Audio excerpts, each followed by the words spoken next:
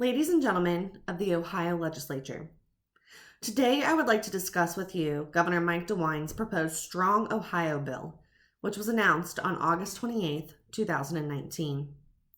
This legislation came in the aftermath of the August 4th mass shooting in Dayton, Ohio, where 10 people were killed and 27 others were injured. Unfortunately, these 10 Ohioans were just a drop in the bucket of the over 13,000 that have been killed just in Ohio by gun violence since 2009. Most of these losses have been death by the most lethal form of suicide, 8,067 to be exact, but homicides followed in second with 4,777 deaths over the past 10 years. With Governor DeWine's Strong Ohio initiative, hopefully, Ohio's next decade will show a dramatic decrease in the number of firearm-related deaths.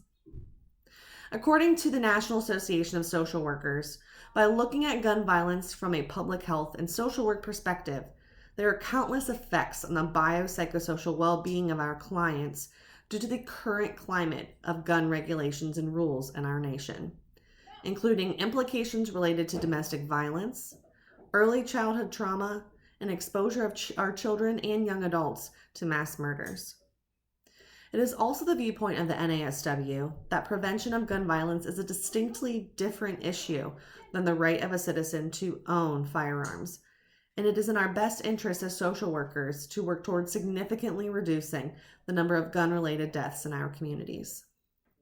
In fact, according to the 2017 Gun Violence in American Culture Social Justice Brief, NASW representatives stated that they support sensible gun laws and policies that are aimed at keeping weapons out of the wrong hands, sensible regulations limiting access to high-powered assault firearms and high-capacity magazines, and promoting gun safety that includes penalties for negligent exposure of children to loaded firearms. Governor DeWine's proposed legislation aligns quite well with this stance. The Strong Ohio Bill includes the ability to allow courts to propose safety protection orders, which would remove firearms from individuals who pose a potential danger to themselves or others, and would require mental health assessment and recommended treatment to those individuals. This bill would also reevaluate the current operation of our state's psychiatric hospitals and their collaboration with outpatient programs in order to free more space in emergency inpatient situations. Furthermore, the bill increases funding for early intervention programs, greater access to behavioral health services, and community safety initiatives, in addition to increasing penalties for those who illegally possess firearms, those who sell or give firearms illegally to others, and those who improperly provide firearms to minors, among other charges. We cannot, as social workers and as citizens, continue to let our men, women, and children be subjected to the violence and death associated with our current societal rules and regulations surrounding gun control. Whether it be gang violence, death by suicide, or the increasingly common mass shootings, this is now a matter of life and death.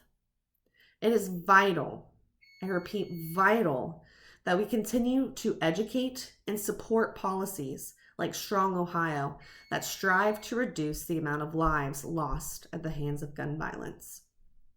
Thank you so much for your time. Please consider supporting Governor DeWine's Strong Ohio Bill.